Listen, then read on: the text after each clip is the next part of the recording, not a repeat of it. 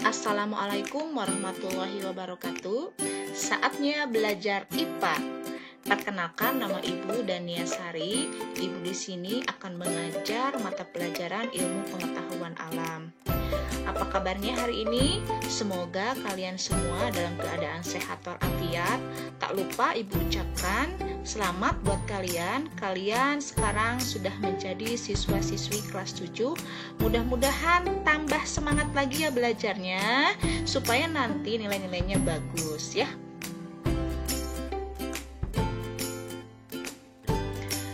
Hari ini materi yang akan kita pelajari yaitu materi tentang bab 1, objek IPA dan pengamatannya. Bab 1 ini ada 2 subkonsep yang akan kita pelajari, yaitu penyelidikan IPA dan pengukuran sebagai bagian dari pengamatan. Nah, hari ini materi yang akan kita bahas dan pelajari yaitu penyelidikan IPA. Ibu harapkan setelah kalian mempelajari penyelidikan IPA, kalian dapat menjelaskan 3 keterampilan proses penyelidikan IPA. Kedua, kalian dapat menjelaskan kegunaan mempelajari IPA. Ketiga, kalian dapat menyebutkan objek yang dipelajari dalam IPA. Dan yang keempat, kalian dapat membuat inferensi.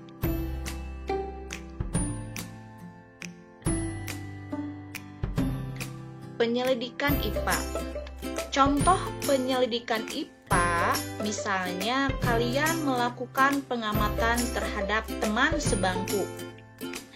Hasilnya nanti berupa deskripsi, misalnya tinggi badan, rambut hitam, kulit coklat, hidung mancung, mata sipit, dan lain-lain. Dengan hasil pengamatan ini, nanti akan timbul berbagai pertanyaan lainnya. Misalnya, berapakah tinggi badannya? Berapakah massa tubuhnya? Dengan demikian, kalian perlu melakukan penyelidikan lebih lanjut sehingga akan memperoleh pemahaman yang lebih lengkap tentang teman sebangku kalian. Nah, dari sini kita dapat menyimpulkan bahwa penyelidikan ilmiah IPA melibatkan sejumlah proses yang harus dikuasai, yaitu pengamatan. Pengamatan menggunakan panca indera. Kalian tahu ada berapa panca indera kita? Oke, pasti ada yang bisa menjawab ya. Panca indera kita itu ada 5. Yang pertama mata, kemudian apa lagi? Telinga, kemudian hidung, kulit, dan lidah.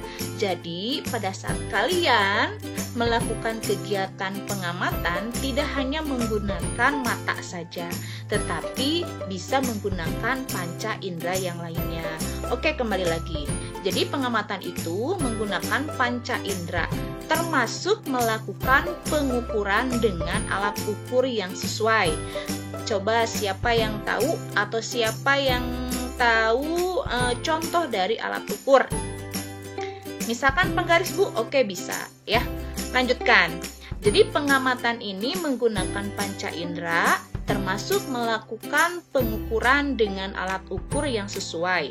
Pengamatan dilakukan untuk mengumpulkan data dan informasi. Nah, itu tujuannya ya. Tujuan dari pengamatan itu adalah untuk mengumpulkan data dan informasi. Kedua, yaitu membuat inferensi. Apa itu inferensi? Inferensi itu merumuskan penjelasan berdasarkan pengamatan.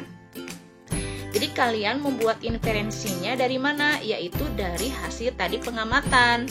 Penjelasan ini digunakan untuk menemukan pola-pola atau hubungan antar aspek yang diamati dan membuat perkiraan.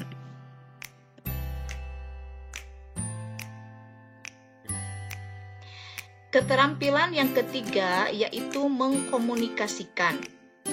Mengkomunikasikan hasil penyelidikan baik lisan maupun tulisan. Hal yang dikomunikasikan termasuk data yang disajikan dalam bentuk tabel, grafik, bagan, dan gambar yang relevan. Dari 3 keterampilan tadi, kalian dapat mengetahui bagaimana mengumpulkan fakta dan menghubungkan fakta-fakta untuk membuat suatu penafsiran atau kesimpulan. Keterampilan ini juga merupakan keterampilan belajar sepanjang hayat yang dapat digunakan bukan saja untuk mempelajari berbagai macam ilmu pengetahuan, tetapi juga dapat kita gunakan dalam kehidupan sehari-hari. Sehingga dengan belajar IPA, kalian dapat meningkatkan kualitas hidup. Misalnya, apakah bunga yang ditanam akan tumbuh? Kedua, dengan belajar IPA, kalian dapat memahami berbagai hal di sekitar kita. Misalnya, mengapa matahari bersinar? Ketiga, dengan belajar IPA, kalian dapat menyelesaikan masalah. Misalnya, bagaimana ya kita mendapatkan air bersih dari air keruh? Dan yang keempat, dengan belajar IPA, kalian dapat berpikir logis dan sistematis. Misalnya, jika datanya seperti ini, apa ya kesimpulannya? Nah, itu adalah kegunaan belajar IPA. Lalu Bu, apa objek yang dipelajari dalam IPA? Objek yang dipelajari dalam IPA yaitu meliputi seluruh benda di alam dengan segala interaksinya untuk mempelajari pola-pola keteraturannya.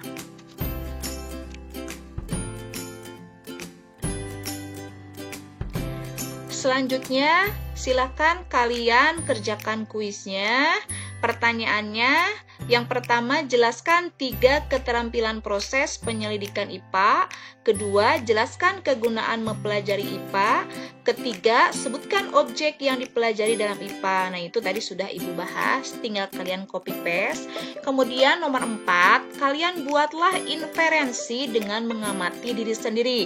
Caranya dengan kalian berdiri di depan cermin, kemudian amati fisik dari ujung rambut sampai ujung kaki. Contohnya misalkan seperti tinggi badannya berapa, warna rambutnya bagaimana, warna kulit, warna mata, bentuk hidung, dan lain-lain. Dari data tersebut, oleh kalian jelaskan mengapa ya kita atau kalian itu mendapatkan fisik tersebut dan diperoleh dari siapa. Nah, itu yang disebut dengan inferensi. Jadi silahkan kalian jawab pertanyaan atau kuisnya di kolom komentar dengan mencantumkan nama dan kelas.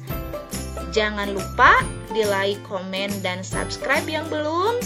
Dan Ibu ingatkan, kalau kalian bepergian atau keluar rumah, jangan lupa memakai masker, mencuci tangan di air yang mengalir, dan menjaga jarak. Sekian untuk hari ini ya. Sampai ketemu lagi minggu depan. Wassalamualaikum warahmatullahi wabarakatuh.